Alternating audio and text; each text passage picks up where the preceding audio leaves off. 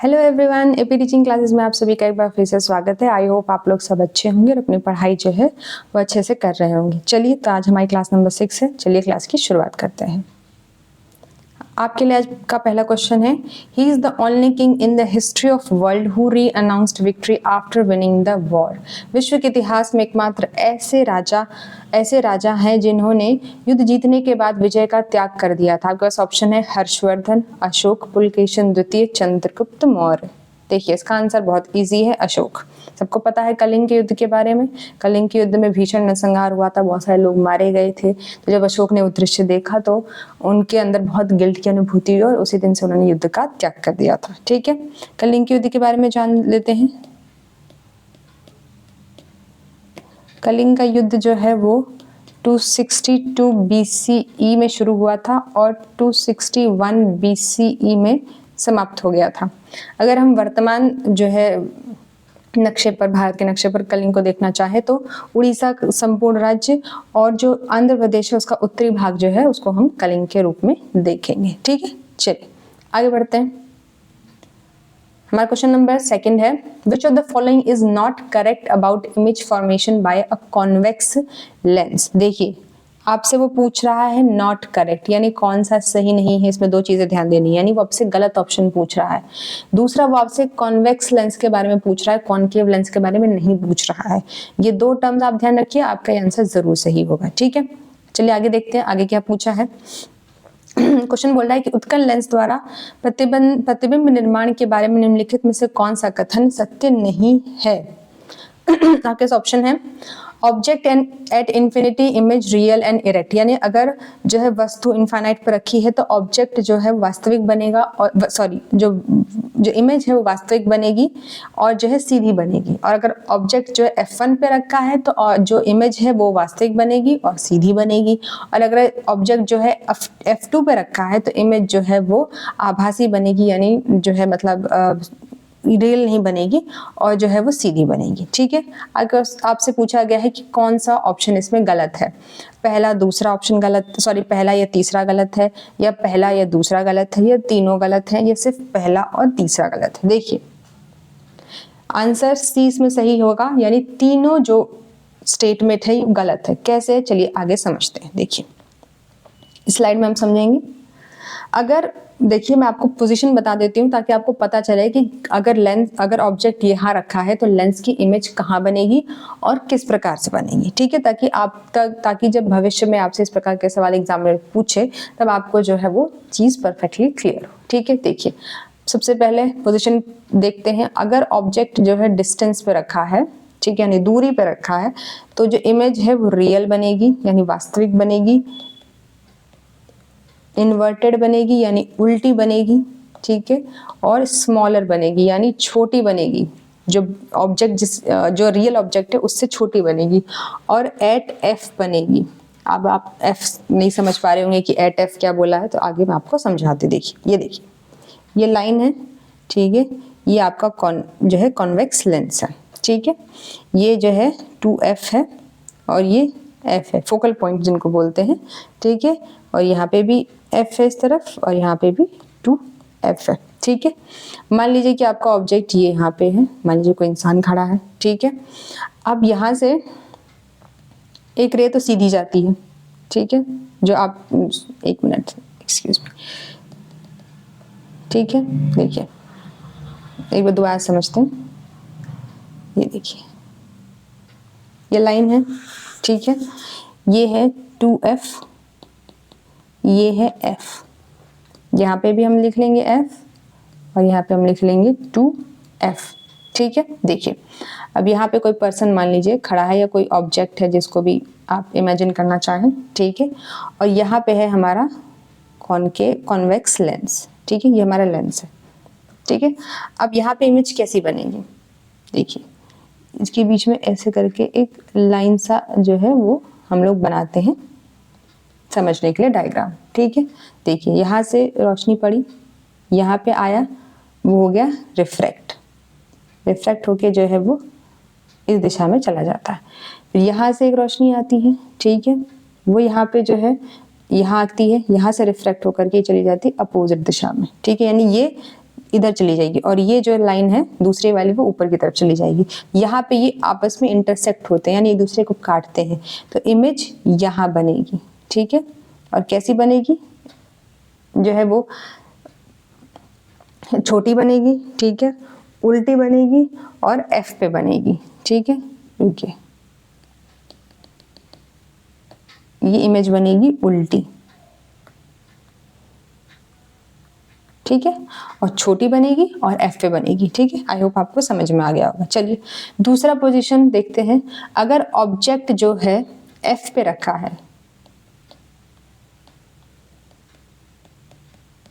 तो इमेज कैसी बनेगी, तभी भी इमेज रियल बनेगी यानी वास्तविक बनेगी, इन्वर्टेड बनेगी यानी जो है वो उल्टी बनेगी, और लेकिन यहाँ पे अंतर ये है कि वो सेम साइज की बनेगी, यानी जो जिस चीज की आप इमेज बना रहे हैं, जो ऑब्जेक्ट रखा है एकदम एग्जैक्ट डिट्टो वैसे ही बनेगी, और लेकिन इमेज बनेगी 2F पर, F पे नहीं बनेगी। देख कैसे समझते हैं, देखिए ये लाइन है, ठीक है, ये हमारा लेंस हो गया, ये हमारा जो है 2F है, ये हमारा F है, ये हमारा F है और ये हमारा 2F है। देखिए अब यहाँ पे मान लीजिए यहाँ पे खड़ा है इंसान, ठीक है, अब रोशनी यहाँ जाएगी, ठीक है, यहाँ से जो है वो रिफ्लेक्ट हो जाएगी और यहाँ जाएगी, ठीक है, एक जो है वो मिड से होते हुए जाएगी, ठीक है। अब आप देख सकते हैं यहाँ पे 2F, ठीक है, यहाँ से ऐसे ऐसे आप करेंगे तो यहाँ पे इमेज बन जाएगी सेम, ठीक है। चलिए अब नेक्स्ट देखते हैं। अगर ऑब्जेक्ट जो है, अगर ऑब्जेक्ट को हम जो है 2F और F के बीच में रखते हैं तब कैसी इमेज बनेगी। देखिए एक तो इमेज रियल बनेगी यानी वास्तविक बनेगी, इन्वर्टेड बनेगी यानी उल्टी बनेगी, ठीक है, और लार्जर बनेगी, ऑब्जेक्ट से जो रखा है उससे बड़ी बनेगी, ठीक है, और बियॉन्ड बनेगी 2F के, बियॉन्ड बनेगी 2F की। ये स्टेटमेंट्स आपको बहुत ध्यान रखने हैं तभी आप जो एग्जाम में सही कर पाएंगे, ठीक है। देखिए कैसे बनती है इमेज, चलिए ये लाइन है यहाँ पे मान लीजिए इंसान खड़ा है या कोई ऑब्जेक्ट रखा हुआ है ये 2F है, ये F है और ये हमारा कॉन्वेक्स लेंस है, ठीक है, ये हमारा F है और ये हमारा 2F है, ठीक है। देख लीजिए अब एक ये रोशनी जो है वो बीच में से जाएगी, ठीक है, एक यहाँ से जाएगी और यहाँ से जो है वो परावर्तित होकर के यहाँ आके मिलेगी, तो जो व्यक्ति का बनेगा, ठीक है, इमेज वो यहाँ बनेगा, ठीक है। चलिए अब देख लेते हैं अगर ऑब्जेक्ट जो है वो F पे रखा है तब इमेज कैसी बनेगी। देखिए तब आपकी कोई इमेज नहीं बनेगी, नो इमेज, ठीक है, और क्यों, क्योंकि वो परावर्तित हो जा रही है इसलिए। देखिए कैसे, समझ लीजिए, देखिए ये है 2F है, ये F है, ये हमारा कॉन्वेक्स लेंस है यहाँ पे भी F है, यहाँ पे भी 2F है, ठीक है, यहाँ पे आप खड़े हैं, ठीक है। अब यहाँ से रोशनी गई, यहाँ परावर्तित हो जाती है, ठीक है, और एक यहाँ मिड में से जाती है, तो ये क्या हो गया, ये एक दूसरे के पैरेलल हो गए, तो कहीं भी एक दूसरे को इंटरसेक्ट नहीं कर रहे हैं, कहीं भी दूसरे को काट नहीं रहे हैं, तो इमेज नहीं बन पाएगी।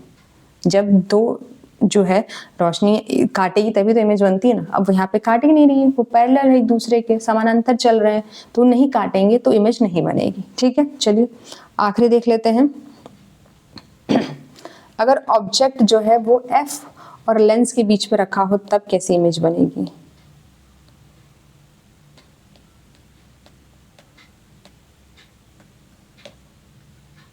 बिटवीन F एंड लेंस, देखिए तब इमेज ऐसी बनेगी, 2F है, ये F है, ये F है, ये 2F है और ये हमारा कॉन्वेक्स लेंस है, ठीक है। ये यहाँ पे जो इमेज बनती है वो पीछे बनती है, सामने नहीं बनेगी। आपने जितने भी देखे वो एक इस तरफ, अगर ऑब्जेक्ट यहाँ है तो इमेज यहाँ बन रही है, ठीक है, या फिर नहीं बन रही है। लेकिन जब ऑब्जेक्ट जो है एफ और लेंस के बीच में यहाँ रखा होगा ऑब्जेक्ट, ठीक है, तो जो इमेज बनती है वो पीछे की तरफ बनती है, ठीक है। कैसे, देखिए मान यहाँ पे ऑब्जेक्ट रखा है, ठीक है, यहाँ पे आपकी आंखें हैं, आप इसे देख रहे हैं, ठीक है। अब देखिए ऐसे हो जाएगा, फिर ये ऐसे करके जाएगा, फिर यहाँ से रोशनी ऐसे करके जाएगी, ठीक है। तो ऑब्जेक्ट की इमेज यहाँ बनेगी, ठीक है। आई होप आपको समझ में आ गया होगा कि लेंस को कहाँ, ऑब्जेक्ट को कहाँ पे रखेंगे तो कौन से प्रकार की इमेज बनेगी, सीधी बनेगी या उल्टी बनेगी, बड़ी बनेगी, छोटी बनेगी। ये आपको बहुत ज़्यादा अच्छे से टिप्स पे याद होनी चाहिए, क्योंकि यहीं पे कंफ्यूजन होता है और यहीं पे वो आपको जो है घुमा के सवाल पूछता है और आप एग्जाम में गलत करके आते हैं। चलिए नेक्स्ट क्वेश्चन पे चलते हैं। क्वेश्चन नंबर 3 है, which of the following is correct. निम्नलिखित में से कौन सा सही है। Sliding friction is smaller than static friction, यानी स्लाइडिंग घर्षण स्थैतिक घर्षण से छोटा होता है। Rolling friction is smaller than the sliding friction, यानी रोलिंग घर्षण स्थैतिक घर्षण से छोटा होता है, ठीक है। देखिए सबसे पहले स्लाइडिंग मतलब, ये जो क्वेश्चन है ये आपको सीधा, अगर आप वर्ड्स को भी समझते हैं तो भी आप इसे अटेंड कर सकते हैं। स्लाइडिंग मतलब होता है किसी चीज, कोई चीज स्लाइड कर रही है, ठीक है, यानी फिसल रही है किसी चीज के ऊपर, ठीक है। स्टैटिक मतलब होता है कि वो रुकी हुई है, ठीक है। और रोलिंग मतलब जो है घूम के जा रही है, ठीक है। तो आपने ये सब चीजें अपनी लाइफ में देखी होती हैं, ठीक है। तो देखिए अब हम इसको समझ लेते हैं कि ये फोर्स जो होते हैं वर्क कैसे करते हैं। देखिए इसमें ये दोनों ऑप्शन जो है वो सही है, क्योंकि आपसे करेक्ट ऑप्शन पूछा है। देखिए स्लाइडिंग घर्षण का मतलब होता है, देखिए नेक्स्ट पीपीटी में हम समझ लेते हैं। देखिए हाँ, घर्षण बल 3 प्रकार के होते हैं, ठीक है। सब घर्षण जिसे हम स्लाइडिंग बोलते हैं, सब घर्षण, ठीक है, यानी स्लाइडिंग, ठीक है। लोटनिक घर्षण यानी जो वस्तुएं दूसरे के ऊपर लौटती हैं, रोलिंग वाला। और स्थैतिक घर्षण यानी स्टैटिक जो है घर्षण कैसा होता है। देखिए जो स्लाइडिंग घर्षण होता है उसमें जो चीज जब सतह के ऊपर फिसलती है तो उन दोनों के बीच में जो बल कार्य करता है, क्योंकि उनके बीच में स्पेस है, कोई ना कोई फोर्स तो काम कर रही है ना कि वो फिसल रहा है, ठीक है। तो उसको हम बोलते हैं स्लाइडिंग घर्षण, ठीक है। लोटनिक घर्षण या फिर जो है वो रोलिंग घर्षण वो होता है जब कोई चीज किसी की सतह के ऊपर रोल कर रही है यानी घूम रही है, ठीक है, तो भी उन दोनों के मध्य कोई ना कोई जो है बल काम कर रहा है, तो उसे हम बोलते हैं लोटनिक घर्षण, ठीक है। स्टैटिक मतलब क्या होता है, कोई चीज किसी चीज के ऊपर आप बैठे हुए मान लीजिए, ठीक है, आप स्थायी हैं। अब आपको वहां से अगर हमें हटाना है, ठीक है, या फिर आगे बढ़ाना है तो एक बाहरी फोर्स की आवश्यकता होगी, कोई आपको धक्का देगा। जैसे मान लीजिए आप बैठे हैं सीढ़ी पे, ठीक है, या फिर आप जो फिसल पट्टी पे बैठे हैं, ठीक है, आप तो अब आप खुद तो फिसलेंगे नहीं, लेकिन आपको कोई पीछे से धक्का देगा तो आप सर्र से नीचे आ जाएंगे, ठीक है। तो उसमें भी कोई ना कोई बल काम करता है, तो उसको हम बोलते हैं स्टैटिक घर्षण, ठीक है। चलिए कुछ बातें यहाँ पे ध्यान देने योग्य हैं, जैसे कि जो रोलिंग घर्षण होता है उसका मान सबसे कम होता है, ठीक है, ये याद रखिएगा। और जो स्टैटिक घर्षण होता है उसका मान ज्यादा होता है सबसे, क्यों, क्योंकि बाहरी बल का प्रयोग हो रहा है ना उस पर, इसीलिए, ठीक है। और ये जो है सतहों की प्रकृति पर भी निर्भर करता है कि आप कहाँ पे हैं। अगर आप कोई ऐसी जगह बैठे जहाँ पे फिसलन बहुत है तब ऑफ कोर्स वहाँ पे बल का कम प्रयोग होगा। अगर आप कहीं ऐसी जगह बैठे हैं जो खुरदुरी सी है, ठीक है, तो वहाँ पे बल का ज्यादा प्रयोग होता है, ठीक है। तो चलिए अब नेक्स्ट क्वेश्चन पे चलते हैं। ये जो है इसी का इंग्लिश में जो है वो एक्सप्लेनेशन है, इसे आप इंग्लिश स्टूडेंट्स यहाँ से आसानी से पढ़ सकते हैं। चलिए नेक्स्ट क्वेश्चन पे चलते हैं। नेक्स्ट क्वेश्चन है कि which is the solid crust और the hard top layer of the earth. पृथ्वी का ठोस परत या कठोर शीर्ष परत कौन सी है। बायोस्फीयर है, स्थलमंडल है, जलमंडल है, वायुमंडल है, यानी बायोस्फीयर, लिथोस्फीयर, हाइड्रोस्फीयर, एटमॉस्फेयर। देखिए अगर आप एलिमिनेशन मेथड यूज करें तो बायोस्फीयर नहीं होगा। बायोस्फीयर में प्रकृति, जानवर, जल, जीव सब आ जाते हैं, ठीक है। जल आ गया, जल ठोस तो होता नहीं है, ठीक है। अगर आप हाइड्रोस्फीयर करें तो उसमें सिर्फ और सिर्फ जल की बात हो रही है, जल स्टेट लिक्विड है, ठीक है। अगर आप वायुमंडल में बात करें तो वायुमंडल में जल भी होता है, धूल के कण भी होते हैं, ठीक है, तो ये भी नहीं हो सकता। तो लिथोस्फीयर इसका जो है सही ऑप्शन है, ठीक है। देखिए इसको हम एक इमेज के माध्यम से समझते हैं। ये देखिए ये है पृथ्वी की जो है सेंटर पॉइंट, यानी पृथ्वी से अगर आपको पूछे कि सेंटर पॉइंट जो है वो पृथ्वी का कितने किलोमीटर है तो आपका जवाब होना चाहिए 6378 किलोमीटर, ठीक है। पृथ्वी को हम मुख्यतः 3 भागों में बांटते हैं लेयर के हिसाब से, कोर, मेंटल क्रस्ट, ठीक है, ये कोर है, ये मेंटल है और ये क्रस्ट है।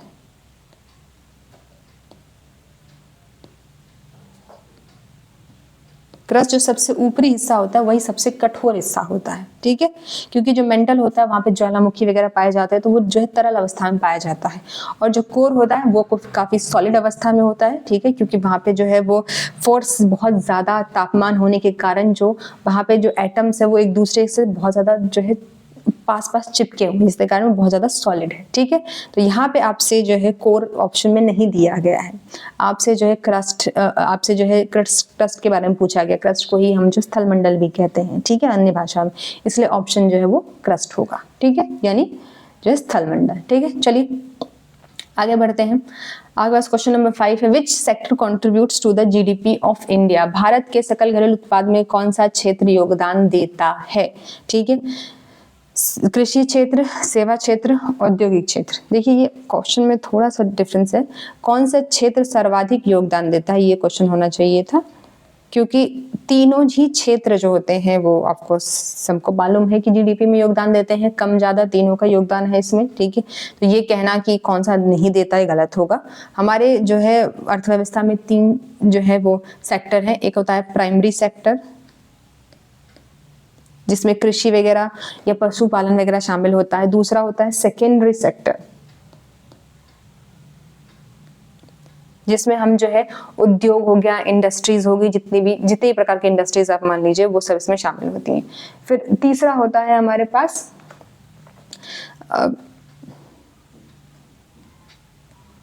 तीसरा है टेरिटरी सेक्टर, ठीक है, यानी इसको हम सेवा क्षेत्र भी कहते हैं। देखिए इसमें आपका जो ऑप्शन होगा, आपका जो सही आंसर होगा वो होगा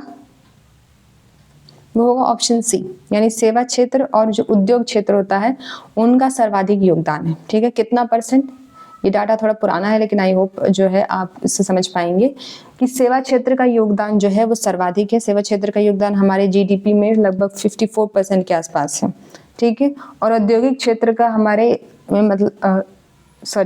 औद्योगिक क्षेत्र का हमारे में, हाँ, सेवा क्षेत्र का हमारे में 54% है, और जो थर्ड सेक्टर है हमारा,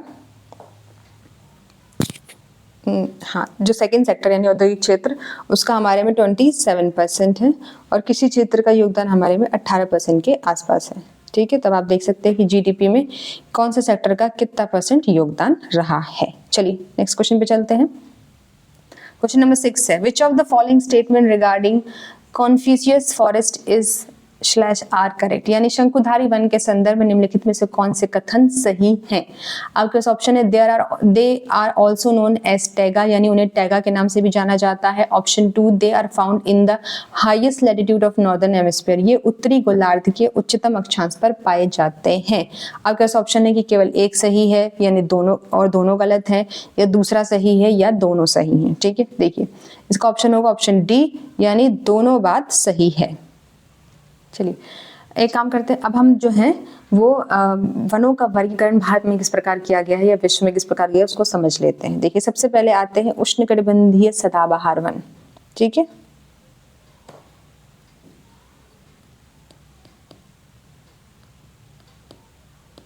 उष्णकटिबंधीय सदाबहार वन, ठीक है। देखिए ये वो वन होते हैं जो कि विषुवत वृत्त के पास पाए जाते हैं, विषुवत रेखा के पास पाए जाते हैं, ठीक है। और यहाँ पे क्या होता है, क्योंकि साल भर तापमान जो है वो ज्यादा होता है, वर्षा भी यहाँ पे ज्यादा होती है। आपको पता ही होगा कि विषुवत रेखा के पास वर्षा हमेशा होती रहती है, तो आर्द्रता बहुत होती है यहाँ पे, ठीक है, तो आर्द्रता बहुत ज्यादा होती है, इसलिए यहाँ पर जो वन होते हैं, ठीक है, बहुत ही ज्यादा घने होते हैं, ठीक है। लगभग 200 सेंटीमीटर ज्यादा यहाँ पे बारिश होती है, इसलिए यहाँ पे जैव विविधता भी बहुत ज्यादा पाई जाती है। लेकिन इसके बारे में सबसे महत्वपूर्ण बात यह है कि यहाँ पे जो मिट्टी पाई जाती है वो होती है लेटराइट प्रकार की मिट्टी, जलोढ़ मृदा नहीं पाई जाती है, ये मत समझ लीजिएगा कि बहुत ज्यादा जैव विविधता यहाँ पे मौजूद है तो यहाँ पे जो है जलोढ़ मिट्टी पाई जाती है, नहीं, यहाँ पे लेटराइट मिट्टी पाई जाती है। और लेटराइट मिट्टी पाने की वजह से ही जो ये जो वन होते हैं, ठीक है, ये जो है ज्यादा उपजाऊ नहीं होते हैं। यहाँ पे तापमान भी बहुत है, वर्षा भी बहुत है, आर्द्रता भी बहुत है, लेकिन ये वन बहुत ज्यादा उपजाऊ नहीं होते हैं। इसीलिए कहा जाता है कि अगर इन वनों को आप एक बार काट देंगे, ठीक है, तो ये पुनः जीवित करना इन्हें बहुत मुश्किल हो जाता है। क्यों? क्योंकि यहाँ पे लेटराइट प्रकार की मृदा पाई जाती है, और लेटराइट मृदा जो होती है वो ज्यादा उपजाऊ मृदा नहीं होती है, ठीक है। इसके एग्जाम्पल है Amazon basin, Congo basin, Africa के जो गिनी वाला एरिया है, भारत में अगर आप देखें तो अंडमान निकोबार द्वीप समूह हो गया, जावा, सुमात्रा जो है इत्यादि, ठीक है। इसको हम सेल्वस के नाम से भी जानते हैं, सेल्वास कहाँ जानते हैं, तो ब्राजील में हम इन्हें सेल्वास के नाम से भी जानते हैं, ठीक है। चलिए अब हम नेक्स्ट जो है वो वन देख लेते हैं। अब आते हैं उष्णकटिबंधीय पर्णपाती वन।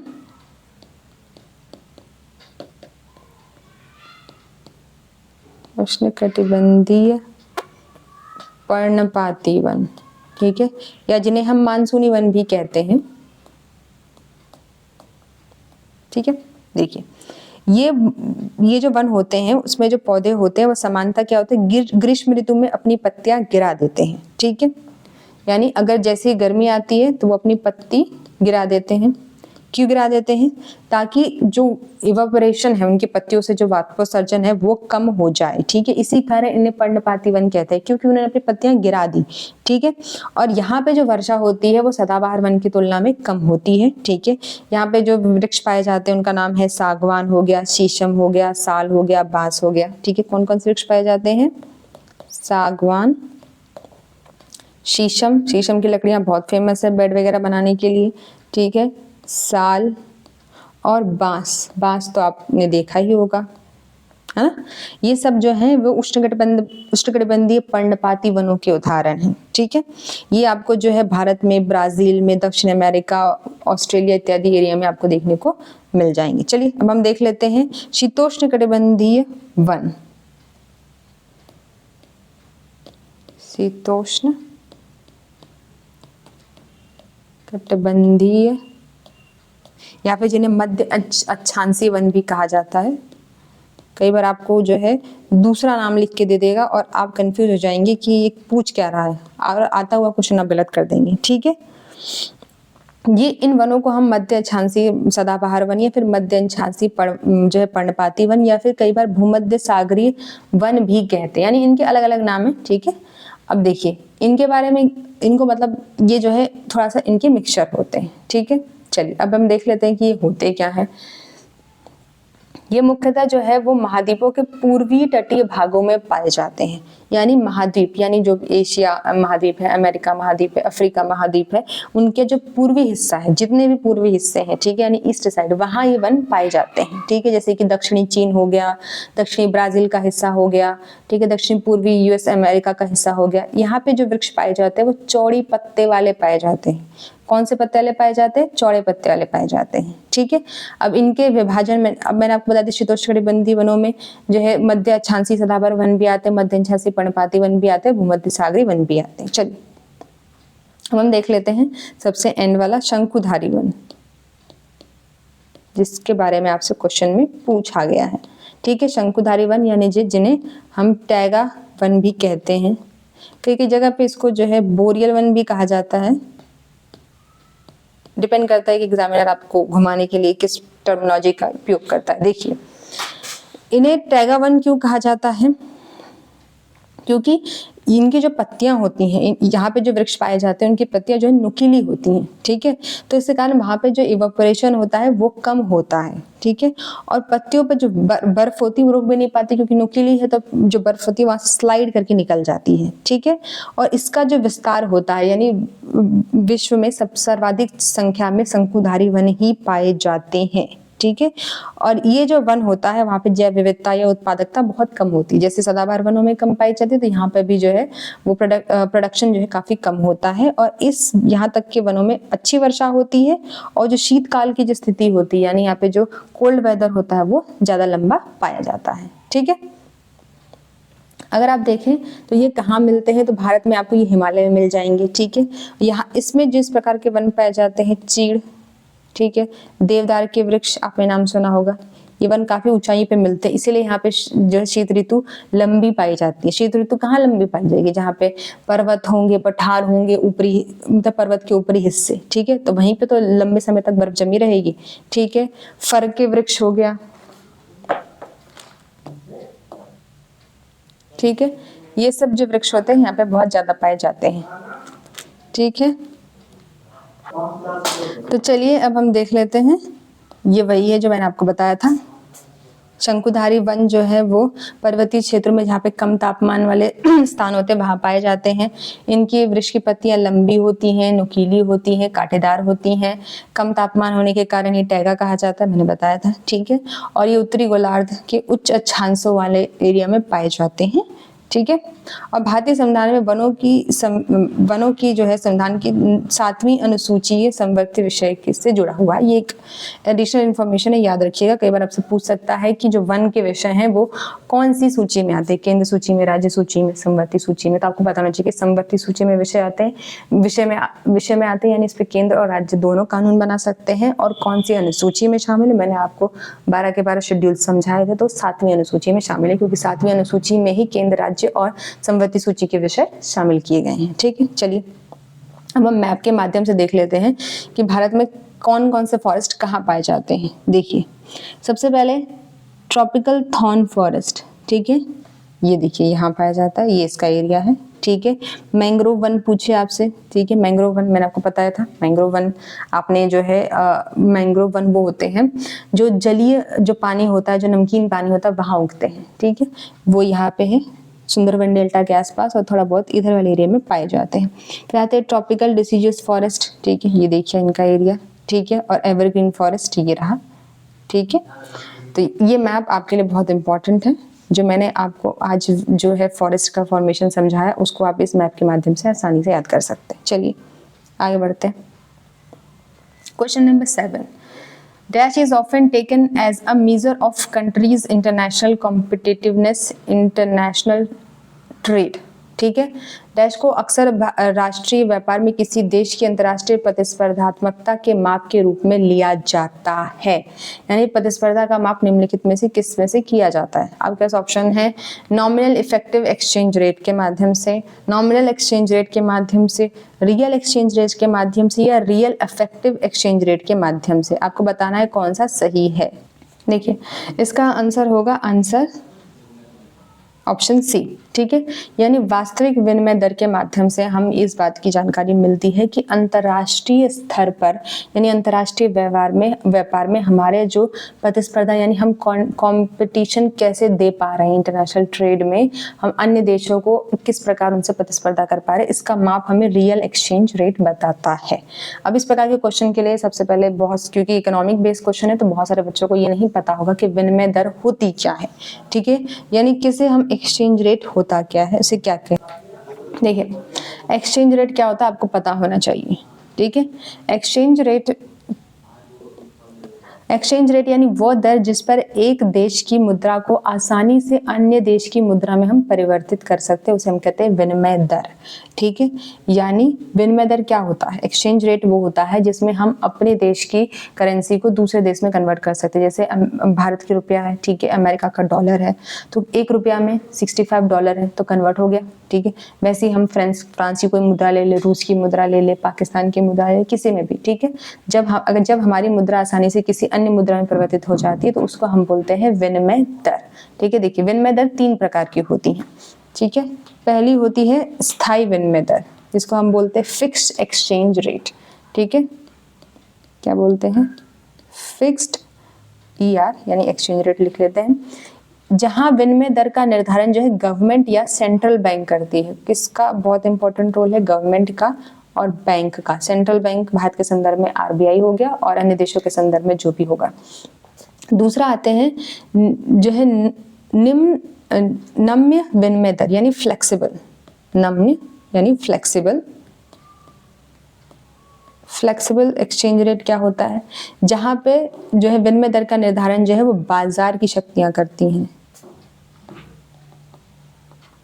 यानी मार्केट बताएगा आपको ठीक है, कि कितना आपकी जो है करेंसी फ्लेक्सिबल है और कितनी नहीं है। ठीक है, दूसरी आती है प्रतिबंधित विनिमय दर, जिसको हम बोलते हैं मैनेज एक्सचेंज रेट। जहाँ पे ये वो होती है जहाँ पे विनिमय दर का निर्धारण बाजार की शक्तियाँ तो करती ही करती हैं, लेकिन साथ में जो है वो जरूरत पड़ने पर जो सेंट्रल बैंक होते हैं यानी आरबीआई जैसे हो गया, तो वो भी साथ में काम करते हैं। तो यहाँ पे बाजार भी हो जाता है, साथ में बाजार भी निर्धारण करता है, और बैंक ले लीजिए या गवर्नमेंट, ठीक है, ये सब आपस में मिल के काम करते हैं। ठीक है, आई होप आपको समझ में आ गया हो कि एक्सचेंज रेट क्या होता है। ठीक है, चलिए हम देख लेते हैं कि बाकी टर्मिनोलॉजीज जो हैं उनका क्या अर्थ है। देखिए, नॉमिनल इफेक्टिव एक्सचेंज रेट मतलब इसको हम शॉर्ट फॉर्म में जो है नीर भी लिखते हैं, NEER। तो जो नीर होता है वो बाजार में प्रचलित विनिमय दर को हम नीर कहते हैं। किस में प्रचलित? बाजार में प्रचलित। अभी हमने पढ़ा था कि विनिमय दर कैसे कैसे होता है। ठीक है, तो बाजार में जो प्रचलित विनिमय दर होता है उसे हम नीर कहते हैं। ठीक है, यानी मान लीजिए कि मतलब ये जो नीर होता है, ठीक है, वो हमें बताता है कि हमारे रुपए में जो कमी है, ठीक है, या बढ़ोतरी हुई तो कितनी हुई, ठीक है, और कमी हुई तो कितनी हुई। जैसे मान लीजिए पहले जो है एक टाइम था जब $1 में जो है $8 हुआ करते थे, लेकिन आज आप देख लीजिए $1 में जो है $80 है, ठीक है, या $85 है जो है। तो इसका मतलब क्या है कि हमारी जो कॉम्पिटिटिवनेस है यानी रुपए की जो वैल्यू है वो डॉलर से कम हो चुकी है। ठीक है, तो ये हमें कैसे पता चलता है कि कितनी कम हुई, कितना ज्यादा हुआ। ठीक है, हो सकता है कि किसी जो राष्ट्र की विनिमय दर जो है भारत से कम हो और उसका जो मुद्रा का मूल्य है वो हमारे मुद्रा की मूल्य की तुलना में कम हो, तो वो हमें नीर बताता है। ठीक है, कि भारतीय मुद्रा जो है वो अन्य देशों की मुद्रा में से किससे ज्यादा प्रभावशाली और किससे कम प्रभावशाली है। ठीक है, चलिए अब हम देख लेते हैं कि नॉमिनल एक्सचेंज रेट क्या होता है। ठीक है, देखिए जो नॉमिनल एक्सचेंज रेट होता है, ठीक है, वो बताता है कि जो फॉरेन करेंसी है, ठीक है, उसका डोमेस्टिक करेंसी के हिसाब से क्या प्राइस है। ठीक है, यानी हमारी जो मुद्रा है, ठीक है, थोड़ी ऐसा सब टर्म का ही डिफरेंस है, बाकी बात सेम ही करते हैं। ठीक है, क्या बताता है कि जो फॉरेन करेंसी है, ठीक है, यानी जो विदेशी मुद्रा है, उसकी वैल्यू, ठीक है, यानी उसका प्राइस डोमेस्टिक की तुलना में, डोमेस्टिक करेंसी की तुलना में क्या है। ठीक है, किससे कंपेयर कर रहे हैं हम? फॉरेन जो करेंसी है उससे। ठीक है, तो उसको हम बोले nominal exchange rate. Real exchange rate जो होता है वो उसका उल्टा हो जाता है। डोमेस्टिक करेंसी की तुलना, मतलब डोमेस्टिक करेंसी की तुलना में फॉरेन जो है करेंसी वो कैसा कर रही है, उसको हम बोलते हैं रियल एक्सचेंज रेट। ठीक है, यानी नॉमिनल में फॉरेन प्राइस को हम ज्यादा इंपॉर्टेंट देते हैं, फॉरेन करेंसी को ज्यादा इंपॉर्टेंट देखते हैं, उसको ध्यान में रख के हम अपनी चीजों को देखते हैं। लेकिन रियल एक्सचेंज रेट में हम अपनी करेंसी को ध्यान में रख के जो है दूसरों की करेंसी को देखते हैं। ठीक है, आई होप आपको क्लियर हो गया होगा। ठीक है, अब हम देखते हैं कि रियल इफेक्टिव एक्सचेंज रेट क्या होता है। देखिए, रियल इफेक्टिव एक्सचेंज रेट, इसको हम जो है रीर भी बोलते हैं। ये और नीर दोनों सेम ही है, लेकिन ये जो नॉमिनल एक्सचेंज रेट होता है, नॉमिनल इफेक्टिव एक्सचेंज रेट होता है, उसमें हम जो है इन्फ्लेशन को उतना ध्यान नहीं देते, उसको काउंट नहीं करते हैं। लेकिन रीर में क्या होता है, उसको हम इन्फ्लेशन को भी देखते हैं। हम देखते हैं कि मुद्रास्फीति का मुद्रा पे क्या प्रभाव पड़ा है। ठीक है, तब जब अगर हम मुद्रास्फीति का जो प्रभाव मुद्रा पे देखते हैं तब हम उसको बोलते हैं real effective exchange rate. I hope आपको ये चारों की चारों टर्म जो है वो अच्छे से क्लियर हो गए होंगे। चलिए क्वेश्चन नंबर 8। क्वेश्चन नंबर 8 है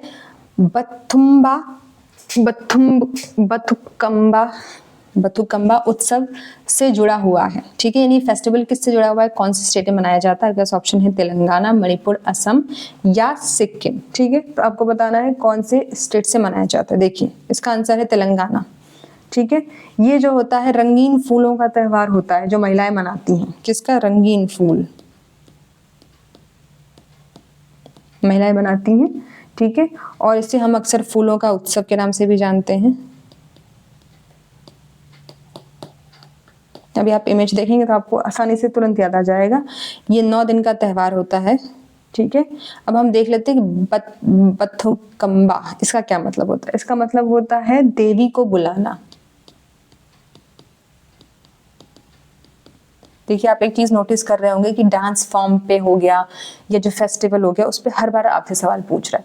तो जितने भी इंडिया में स्टेट हैं उनके जो इम्पोर्टेंट उत्सव हैं या डांस फॉर्म है उसे आप अपने टिप्स पे याद कर लीजिए, ताकि इस प्रकार के क्वेश्चन गलत ना और आपका एक आंसर या एक नंबर का क्वेश्चन जो है तैयार हो जाए और आप सिक्योर कर लें इसे। ठीक है, चलिए ये वही है जो मैंने आपको बताया था।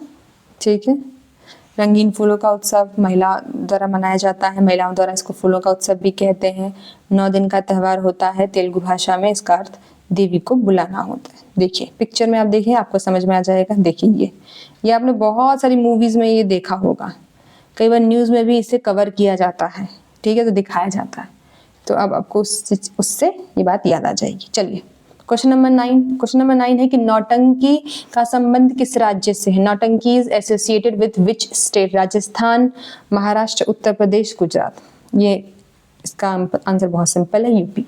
देखिए हमारे यहाँ यूपी में जो होता है ऐसा बोला जाता है कि नौटंकी मत किया कर या नाटक मत कर या नौटंकी करती है ये, तो मतलब ऐसी लैंग्वेज का प्रयोग किया जाता है। तो अब आप समझ गए होंगे नौटंकी कहाँ से। तो ये जो है एक कला है जिसका जो है उपयोग उत्तर प्रदेश में किया जाता है। अब देखिए नौटंकी में जो है गायन तो किया जाता है, गा के तो बताया जाता है, साथ में वो एक्टिंग भी करते हैं, अभिनय भी किया जाता है। ठीक है, ये उत्तर प्रदेश का एक लोक नृत्य है। क्या है? उत्तर प्रदेश का लोक नृत्य। इसके अलावा उत्तर प्रदेश में रासलीला भी की जाती है। ये देखिए यहाँ पे है ये रासलीला, जिसमें वो कृष्ण भगवान की जो है वो पूरी कहानी बताई जाती है। ठीक है, फिर कजरी भी करते हैं, झूला झूलने वाला, और चैत और झूला जैसे बोलते हैं ये चैता है। ठीक है, आई होप आपको सब क्लियर हो गया होगा कौन कौन से डांस फॉर्म है यूपी के। ठीक है, चलिए नेक्स्ट क्वेश्चन पे चलते हैं। विच of the following pair of state dance is not correct? देखिए मैंने आपको बताया था कि डांस फॉर्म पे क्वेश्चन आता है। ठीक है, आपका इस ऑप्शन है केरला का ऊंट धुलल, ठीक है, हरियाणा का छाऊ, एमपी का सितम। ठीक है, देखिए इसमें आपको पूछा है कि कौन सा सही नहीं है। ठीक है, तो इसमें आपका ऑप्शन होगा ऑप्शन डी, यानी ये हरियाणा वाला जो है ये सही नहीं है। आइए देख लेते हैं कैसे। देखिए ये छाऊ नृत्य होता है हरियाणा में नहीं होता है, पश्चिम बंगाल में होगा, उड़ीसा में होता है और झारखंड वाला एरिया वहाँ मनाया जाता है। अब इसमें 3 प्रकार होते हैं इसके, मयूरभंज छाऊ, ठीक है, पुरुलिया छाऊ, मतलब ये सब इसके नाम है। ठीक है, और ये चैत्र माह में मनाया जाने वाला जो है वो त्यौहार है। मैंने आपको चैत्र, बैसाख, ठीक है, ये सब महीने आपको फर्स्ट जब आपकी मैंने क्लास ली थी तो आपको बताया था। देखिए ये होता है, आपने ये सब डांस फॉर्म कहीं ना कहीं टीवी पे न्यूज के टाइम सुनते वक्त या फिर फिल्मों में या सीरियल्स में देखेंगे। ठीक है, चलिए नेक्स्ट क्वेश्चन पे चलते हैं। Question number 11. The minimum support price are announced by the government of India at the beginning of. Bharat सरकार द्वारा न्यूनतम समर्थन मूल्य किस मौसम की शुरुआत में घोषित किया जाता है? बुआई के मौसम में, कटाई के मौसम में। ठीक है, देखिए इसका आंसर है आंसर ए, बुआई के मौसम में शुरू किया जाता है। अब आप समझ लीजिए कि एमएसपी होता क्या है, ये बहुत इंपॉर्टेंट है। न्यूनतम समर्थन मूल्य, इसको हम इंग्लिश में एमएसपी बोलते हैं। एमएसपी देखिए वो निर्धारित मूल्य होता है जिस पर जो है सरकार किसानों से अनाज खरीदती है। ठीक है, सरकार किसानों से अनाज क्यों खरीदती है? ताकि उन्हें उनके जो उन्होंने जो इन्वेस्ट किया है खेती में, उन्हें उसका वास्तविक या फिर जो है मतलब जो सही मूल्य है वो मिल सके। ठीक है, और वो उसे कब खरीदते हैं? तो वो उसे खरीदते हैं ऑप्शन 2, कटाई के मौसम में, सॉरी बुआई के मौसम में नहीं, और कटाई के मौसम में वो खरीदते हैं। ठीक है, देख लीजिए यहाँ पे न्यूनतम समर्थन मूल्य वह दर है जिस पर सरकार किसानों से फसल खरीदती है। ठीक है, और ये इसमें 24 फसलों को उन्होंने शामिल कर रखा है। उसमें गन्ने, देखिए सब बाकी सब फसलों को तो सरकार जो है एमएसपी पे खरीदती है, लेकिन गन्ने को वो एफआरपी पे खरीदती है। तो ये आपको पॉइंट बहुत इंपॉर्टेंट है, स्टार कर लीजिए, इसे आप याद कर लीजिएगा। ठीक है, और इसकी घोषणा वो कटाई के मौसम में करती है, यानी देखिए जब कटेगा तभी तो सरकार खरीदेगी। ठीक है, तो इसलिए कटाई के मौसम में करती है। ठीक है, चलिए नेक्स्ट क्वेश्चन पे। नेक्स्ट क्वेश्चन है in which year Congress adopted the demand of Purna Swaraj? Congress ने पूर्ण स्वराज की मांग किस वर्ष में स्वीकार किया था? 1929 में, 1930 में, 1926 में, 1932 में। ठीक है, तो इसका ऑप्शन है 1929 में। ये बहुत ही फेमस है, सबको पता है। ठीक है, लाहौर में हुआ था, लाहौर अधिवेशन। के नाम से फेमस है। नेहरू ने ये प्रस्ताव जो है वो रखा था। इसके अलावा उन्होंने अन्य प्रस्ताव भी रखे थे। देखिए, अन्य प्रस्ताव में उन्होंने रखा था कि गोलमेज सम्मेलन का हम बहिष्कार करेंगे, और 26 जनवरी 1930 को उन्होंने कहा था कि हम प्रथम स्वतंत्रता दिवस के रूप में मनाएंगे। ठीक है, चलिए नेक्स्ट क्वेश्चन पे देखते हैं। नेक्स्ट क्वेश्चन है, विच समाज वॉज वर स्टैब्लिश्ड इन 1867 में किस समाज की स्थापना हुई थी? प्रार्थना समाज की या वेद समाज की? ठीक है, आपके पास ऑप्शन है दोनों, दोनों नहीं है, और जो है सिर्फ प्रार्थना समाज, सिर्फ वेद समाज। देखिए, ये मैं आपको क्वेश्चन पहले भी समझा चुकी हूँ, प्रार्थना समाज है। ठीक है, मैंने आपको जब पढ़ाया था तो मैंने आपको बताया था कि प्रार्थना समाज की जो स्थापना बंबई में की थी, केशव चंद्र सेन से प्रेरित होकर के आत्माराम पांडुरंग ने की थी। उनके अन्य सदस्यों का नाम भी मैंने उस टाइम पे आपको बताया था, जो यहाँ पे ऑलरेडी लिखे हुए हैं। इनका उद्देश्य हम पढ़ लेते हैं। स्त्री शिक्षा को प्रोत्साहन देना था, विधवा पुनर्विवाह को समर्थन करना था, और लड़के और लड़कियों की आयु की जो शादी की जो उम्र थी उस टाइम पे बहुत कम थी, उसको बढ़ाना था। अगर हम देखें वेद समाज की स्थापना तो 1864 में मद्रास में हुई थी। श्री धारलू नायडू ने की थी केशव चंद्र सेन की प्रेरणा से। यहाँ पे देखिए बहुत इंपॉर्टेंट है, इसे दक्षिण भारत का ब्रह्म समाज भी कहा जाता है। अगर आपसे कल कोई सवाल पूछता है कि दक्षिण भारत के ब्रह्म समाज निम्नलिखित में से कौन से जो है वो समाज को कहा जाता है, या कौन से जो है एसोसिएशन को कहा जाता है, तो आपको पता होना चाहिए कि वेद समाज को ही हम दक्षिण भारत का ब्रह्म समाज कहते हैं। चलिए क्वेश्चन नंबर 14 देख लेते हैं। Which of the following statement regarding emergency is correct? आपातकाल के संबंध में निम्नलिखित में से कौन सा कथन सही है? Article 352 of the Indian constitution deal with the proclamation of emergency. जब मैंने आपको ये क्वेश्चन पिछली बार पढ़ाया था, मैंने आपको बताया था कि आर्टिकल 352 बताता है कि जो है क्या कहते हैं, इमरजेंसी को लागू की जाएगी, उसकी घोषणा की जाएगी, तो ये स्टेटमेंट सही है। Article 353 of Indian constitution deal with the effective of proclamation of energy, यानी वो जो है इसकी बात मतलब इसके घोषणा के जो है प्रभाव है उससे संबंधित है। ठीक है, जब मैंने आपको पिछली बार ये बताया, मैंने आपको बताया था, तो इसमें क्या है, ये भी सही है। ठीक है, यानी ऑप्शन 2 भी सही है, तो दोनों बातें सही है। ठीक है, अब मैंने आपको पिछली बार इमरजेंसी रिलेटेड सभी आर्टिकल में आपको ऑलरेडी करा चुकी हूँ। चलिए आगे बढ़ते हैं। Question number 15, which of the following writ is /आर mention in the Indian constitution? हर्बी कॉपस, जिसे बंदी प्रत्यक्षीकरण भी कहते हैं, या प्रमाणिक? ठीक है, किस किस को जो है वो भारतीय संविधान में जो है उल्लेख किया गया है? देखिए, बंदी प्रत्यक्षीकरण रिट है, ठीक है, लेकिन प्रमाणिक ये कोई रिट नहीं है, ऐसा नाम आप नहीं सुनेंगे, तो ओनली ऑप्शन ए है। ठीक है, चलिए अब हम देख लेते हैं कि भारतीय संविधान में कितने प्रकार के रिट दिए गए हैं। ठीक है, और उन रिटों का जो है क्या अर्थ है। ठीक है, चलिए देखिए, भारतीय संविधान में सबसे पहले हम पढ़ लेते हैं बंदी प्रत्यक्षीकरण रिट क्या होती है। देखिए, बंदी प्रत्यक्षीकरण में होता है शरीर प्राप्त करना, इसको ऐसे बोलते हैं, शरीर प्राप्त करना। इन लोगों के लिए कुछ टर्मिनोलॉजी यूज की जाती है, आप याद रखिएगा। शरीर प्राप्त करना, इसमें क्या होता है, ये देखिए, ये निजी और सरकारी दोनों क्षेत्रों के लिए उपलब्ध है। ये भी चीजें आपको बहुत याद रखनी है कि कौन सा प्राइवेट के लिए, कौन सा सरकारी के लिए। निजी और सरकारी दोनों क्षेत्रों पर ये लागू होती है। ठीक है, और इसमें क्या होता है, मान लीजिए किसी व्यक्ति को बंदी बनाया जाता है, ठीक है, तो उसे आपको 24 घंटे के अंदर जो होता है वो मजिस्ट्रेट के सामने जो है वो उपस्थित करना पड़ता है। अगर आपने किसी को गिरफ्तार कर लिया है तो इसमें आपको 24 घंटे के अंदर मजिस्ट्रेट के सामने जो उपस्थित करना पड़ेगा। ठीक है, चलिए अब नेक्स्ट रिट को देखते हैं। नेक्स्ट रिट का नाम है परमादेश, इसे हम इंग्लिश में बोलते हैं ये। ठीक है, इसमें वर्ड है हम आदेश देते हैं।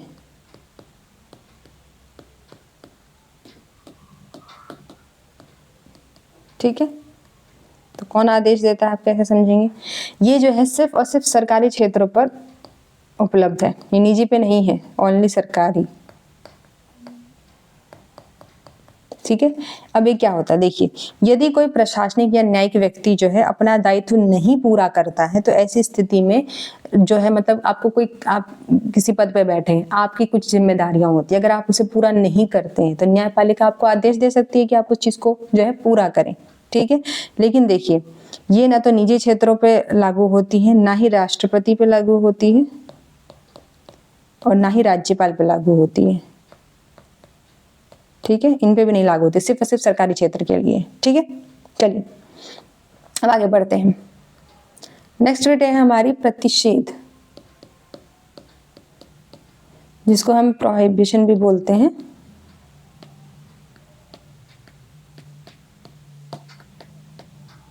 इसके लिए टर्म होता है रोक लगाना।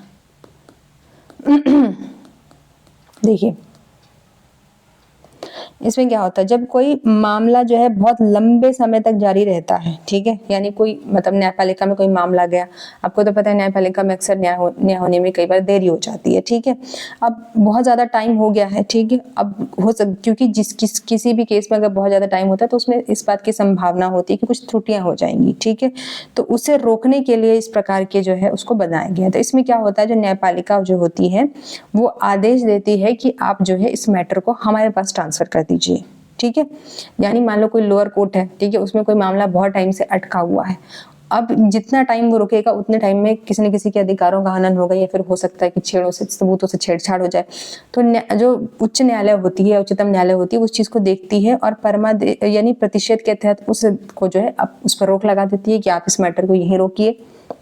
ठीक है, अभी आगे नहीं बढ़ेगा ताकि इसमें और गड़बड़ी ना हो सके। ठीक है, अब ये जो आदेश होता है ये देख लीजिए, क्योंकि इसमें न्यायपालिका की बात हो रही है तो इसमें जो है कोर्ट शामिल हो सकता है, न्यायपालिका शामिल है, यानी कार्यपालिका के विरुद्ध नहीं है, ये संसद के विरुद्ध नहीं है, सिर्फ और सिर्फ न्यायालय के संबंधित मामला है। ठीक है, चलिए अब नेक्स्ट हम देखते हैं। नेक्स्ट जो रिट है उसका नाम है उत्प्रेषण।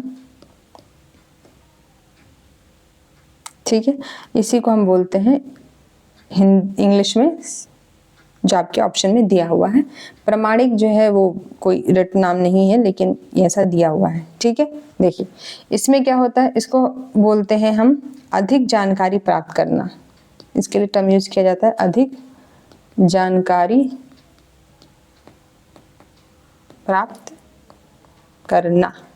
ठीक है, अब जब मामला जो है निर्णय आ चुका है, ठीक है, अब क्या हो गया, आपको पता चला कि मतलब कोई त्रुटि हो गई, न्यायपालिका ने कोई निर्णय दिया और उसमें कोई गड़बड़ी हो गई है। ठीक है, अब न्यायपालिका जो है वो अब निर्णय दे चुका है लेकिन अभी लागू नहीं हुआ है। ठीक है, और न्यायपालिका को पता चलता है कि इसमें कुछ गलती है, तो वो क्या करती है, उस पर रोक लगाती है कि नहीं अभी रुकिए, अभी हम इस संदर्भ में और जानकारी प्राप्त करेंगे, उसके बाद इस जो है जो डिसीजन आया उसको पब्लिक किया जाएगा। ठीक है, ओके, चलिए अब नेक्स्ट जो है हमारा जो रिट है उसका नाम है अधिकार परीक्षा।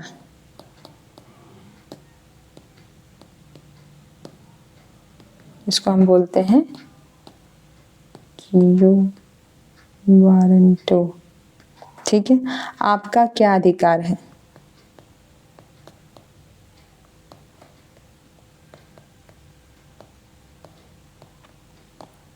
देखिए ये क्या होता है, मतलब सार्वजनिक जो पद होते हैं उन्हें सुरक्षित रखने के लिए किया जाता है। देखिए अगर मान लीजिए कोई व्यक्ति है, ठीक है, वो धोखे से जो है सार्वजनिक पद हासिल कर लेता है, ठीक है, मतलब घूस फूस दे करके कर लेता है, और न्यायपालिका जो है इस संदर्भ में इसी रेट के माध्यम से हस्तक्षेप करके पूछ सकती है कि आप इस पद पे क्या कर रहे हैं, क्या आप इस चीज के लिए एलिजिबल हैं, क्या आपकी योग्यता है जो आप इस पद पर बैठे हैं। ठीक है, यानी उसको क्वेश्चन कर सकती है, तो ये जो है उसमें सम्मिलित है। देखिए रिट्स के बारे में मैंने आपको यहाँ पे जानकारी जो है वो नॉर्मल तरीके से दी है, लेकिन अगर आपको इस संदर्भ में और जानकारी चाहिए तो आप प्रमोद सर की क्लास में, उन्होंने इसके लिए एक स्पेशल क्लास चलाई थी, आप उस वीडियो को वहां से जाके देख सकते हैं ताकि आपको इस संदर्भ में जो है वो और डिटेल नॉलेज प्राप्त हो। ठीक है, तो इस क्वेश्चन का आंसर क्या होगा, जो है वो दोनों सही है। ठीक है, देखिए मैंने आपको जब बोला था कि ऑप्शन 1 सही है, तब प्रमाणिक जो है ये शब्द जो है वो यूज नहीं किया जाता है, लेकिन जो इसका इंग्लिश वर्जन है वो सही दिया है। ठीक है, हिंदी में जो लिखा है प्रमाणिक वो गलत है, लेकिन जो ऑप्शन इंग्लिश में लिखा है वो सही है। तो आपको देखिए इंग्लिश और हिंदी दोनों याद होना चाहिए, नहीं तो जैसे मैंने गलती की वैसे आप भी एग्जाम में गलती कर सकते हैं। ठीक है, तो इसका ऑप्शन सी है, यानी दोनों रिटें यहाँ पे सही हैं। ठीक है, तो आपको इंग्लिश के साथ साथ हिंदी में भी याद होनी चाहिए, क्योंकि जब आप एग्जाम में फिर आप ये नहीं कह सकते हैं कि हम हिंदी में तो ऐसा लिखा था तो इसको नहीं माना जाएगा। नहीं, एग्जाम में ऑलरेडी क्वेश्चन पेपर में लिखा होता है कि जो इंग्लिश में लिखा है उसी को वो जो है सही मानेंगे। तो इंग्लिश में त्रुटि होगी तब क्वेश्चन गलत होगा, हिंदी में त्रुटि होगी तो उसे गलत क्वेश्चन नहीं मानेंगे, तो आपका आंसर गलत हो जाएगा। ठीक है, तो चलिए आगे बढ़ते हैं। ये वही है जो मैंने आपको बताया। ठीक है, चलिए क्वेश्चन नंबर 16 पे आते हैं। Which schedule of the Indian constitution deal with the state? Bharat के संविधान में कौन सी अनुसूची राज्यों से संबंधित है? इसका है ऑप्शन बी, पहली अनुसूची। जब मैंने आपको अनुसूचियां पढ़ाई थी 12 की 12, तो मैंने आपको पहली अनुसूची बताई थी, भारत में राज्य और संघ राज्य क्षेत्र से संबंधित विषय इसी में आते हैं। ठीक है, चलिए आगे बढ़ते हैं। क्वेश्चन नंबर 17 है, which article of the Indian constitution deal with procedure of impeachment of president? भारतीय संविधान का कौन सा अनुच्छेद राष्ट्रपति पर महाभियोग की प्रक्रिया से संबंधित है? आपके पास ऑप्शन है 59, ठीक है, ऑप्शन बी है 61, ऑप्शन सी है 58, आपके पास ऑप्शन डी है 55। तो देखिए आपके पास जो ऑप्शन है उसमें ऑप्शन बी सही है। ठीक है, 61 जो है आर्टिकल, वो आपको बताता है कि राष्ट्रपति पर महाभियोग की प्रक्रिया जो है वो चलाई जाएगी। तो आर्टिकल 61 इम्पोर्टेंट है।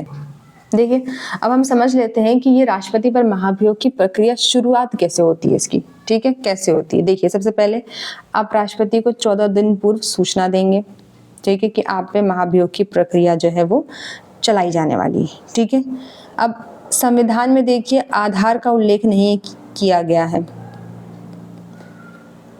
आधार का उल्लेख नहीं, यानी संविधान में रीजंस नहीं बताए हैं कि महाभियोग अगर आपको राष्ट्रपति पे लगाना है तो आप इस रीजन से लगा सकते हैं, ऐसा कुछ भी वर्णन नहीं किया गया है। ठीक है, बस इतना कहा गया है कि संवैधानिक जो है अगर वो संविधान का उल्लंघन करता है तो उस पर महाभियोग लगाया जा सकता है। अब किस प्रकार का उल्लंघन, कैसा उल्लंघन, कुछ डिटेल बारे में नहीं बताया गया है। ठीक है, देखिए तो सबसे पहले मान लीजिए प्रस्ताव जो है सबसे पहले राज्यसभा में आता है। ठीक है, उसके बाद सदस्यों के हस्ताक्षर, लेकिन राज्यसभा में मामला आया, लेकिन यहाँ पर हस्ताक्षर की आवश्यकता नहीं होती है, सिर्फ और सिर्फ जो है आपको पास करवाना है, साइन नहीं करवाना है, यानी तत्कालिक बहुमत से पास होता है, याद रखिएगा, तत्कालिक बहुमत। राज्यसभा में ये मैटर तत्कालिक बहुमत से पास होता है। तत्कालिक बहुमत क्या होता है कि उस टाइम पे संसद मतलब उस टाइम पे राज्यसभा में जो भी जितने भी सदस्य उपस्थित हैं उन सब के द्वारा जो मतदान किया जाएगा, ठीक है, उसके हिसाब पे डिसीजन लिया जाएगा। टोटल सदस्य की संख्या के बारे में बात नहीं हो रही, जो उपस्थित है सदन में उस टाइम पे उस दिन, ठीक है, वो जो बहुमत देंगे, ठीक है, उसके आधार पर निर्णय लिया जाएगा, जो कि 1/4 होता है। ठीक है, मान लीजिए कि जो है राज्यसभा में आपको पता ही तो कितने सदस्य होते हैं, अब उसमें से मान लीजिए कि आधे ही आए, ठीक है, उस आधे में से जो 1/4 अगर वोट दे देते हैं कि राष्ट्रपति को हटा दीजिए तो उन्हें हटा दिया जाएगा, इसी को बोलते हैं तत्कालिक बहुमत। ठीक है, चलिए तो इसके आगे क्या होता है, ठीक है, रिक्त, अब तत्कालिक बहुमत में थोड़ा सा और समझ लिए, रिक्त स्थानों को छोड़ करके 1/2 से ज्यादा सदस्यों में मतदान करें, मैंने बता दिया मतलब आधे सदस्य होने चाहिए। ठीक है, अब उसके बाद जो है वो लोकसभा में मामला जाएगा। ठीक है, अब यहाँ पर जो है लोकसभा में साधारण बहुमत से वोट दिया जाता है। ठीक है, समझ गए? अब साधारण बहुमत क्या कि जिस दिन पारित होता है उसी दिन से जो है, अगर मान ली साधारण बहुमत से वोट दिया, ठीक है, अब यहाँ पे पारित हुआ, अब उसी दिन से जो है दोनों में पारित हो गया, अब उसी दिन से राष्ट्रपति जो है वो हट जाते हैं। आप समझ गए? अब देखिए साधारण बहुमत में क्या होता है, साधारण बहुमत में होता है कि उपस्थित और मतदान करने वाले, ठीक है, ठीक है, उन दोनों को काउंट किया जाता है। तत्कालिक बहुमत में क्या, जो मतदान में है, ठीक है, और साधारण बहुमत में बाकी लोगों को भी काउंट किया जाता है। ठीक है, अब देखिए इस पे क्वेश्चन आगे जब आएगा तो मैं आपको बहुमत को जो है पूरे अच्छे से समझाऊंगी। अभी के लिए आप सिर्फ इतना ही समझ लीजिए कि राज्यसभा में तत्कालिक बहुमत से पारित होता है, लोकसभा में जाता है तो वहां पे साधारण बहुमत से पारित होता है। ठीक है, और आधार का उल्लेख नहीं है और आर्टिकल 61 इससे संबंधित है। चलिए देखिए यहाँ पे लिखा है कि देखिए 61 संबंधित है, संसद के किसी भी सदन में प्रस्तुत किया जा सकता है, मैंने आपको बताया। ठीक है, मैंने आपको एग्जांपल दिया था कि राज्यसभा में मान लिया जाता है। ठीक है, अगर देखिए अगर वो पहले लोकसभा में जाता है तो वहां पर वो मतलब किसी भी सदन में जहां वो पहले जाएगा, ठीक है, वहां पे वो तत्कालिक बहुमत से पास होगा, दूसरे में साधारण बहुमत से पास होगा, चाहे वो लोकसभा हो चाहे राज्यसभा हो। ठीक है, बस इतना ही अंतर है। अब इस प्रकार ये जो क्वेश्चन है जिसमें अब बहुमत की बात की गई, इसको मैं आपको जो है किसी दिन नेक्स्ट जब वीडियो में बनाऊंगी तो मैं आपको जो इसको डिटेल में समझाऊंगी कि बहुमत कितने प्रकार के होते हैं। ठीक है, किन किन को सदस्यों को किस में उपस्थित सदस्यों को काउंट किया जाता है, किस में टोटल सदस्यों को काउंट किया जाता है। ठीक है, तब आपको ये चीज़ अच्छे से समझ में आएगी। लेकिन अभी आप बस इतना ध्यान रखिए कि आर्टिकल 61 में राष्ट्रपति पे महाभियोग की बात की गई है, संसद के किसी भी सदन में प्रस्तुत किया जा सकता है, 14 दिन पहले आपको सूचना देनी होगी, ठीक है। पहले जिसमें भी जाएगा वहाँ पे 1/4 सदस्य इस पर वोट करेंगे, तत्कालिक पे होगा पहले सदन में, दूसरे में जो है दूसरे सदन में साधारण बहुमत से होगा, ठीक है। बस आपको इतना ही याद रखना, ठीक है। चलिए नेक्स्ट स्लाइड पे आते हैं। Where are the headquarter of World Health Organization and विश्व स्वास्थ्य संगठन का मुख्यालय कहाँ स्थित है? देखिए अभी मैंने तो आपको पहले भी करा दिया है, ठीक है, तो इसमें कोई नई बात नहीं है, मैं आपको पिछली क्लास में ही पिछली क्लास में मैंने आपको जो है बताया था, इन सब के बारे में बताया था कि कौन से जो ऑर्गेनाइजेशन का हेडक्वार्टर कहाँ है। तो इसका आंसर होगा सी, जिनेवा। अगर आपने पिछली क्लास देखी है तो आपको इसका आंसर याद होगा। चलिए नेक्स्ट क्वेश्चन पे चलते हैं। क्वेश्चन नंबर 19 है, which of the following statement regarding Hampi is correct? Hampi के संबंध में कौन सा कथन सत्य है? ऑप्शन ए है ये तो कृष्णा और तुंगभद्रा बेसिन पे स्थित है। ऑप्शन 2 ये इसकी वास्तुकला विशिष्ट है, ठीक है। देखिए इसमें ऑप्शन सी सही है, यानी दोनों बात सत्य है, ठीक है। देखिए हम्पी जो शहर है वो विजयनगर साम्राज्य से संबंधित है। विजयनगर साम्राज्य की ये राजधानी थी हम्पी, ठीक है।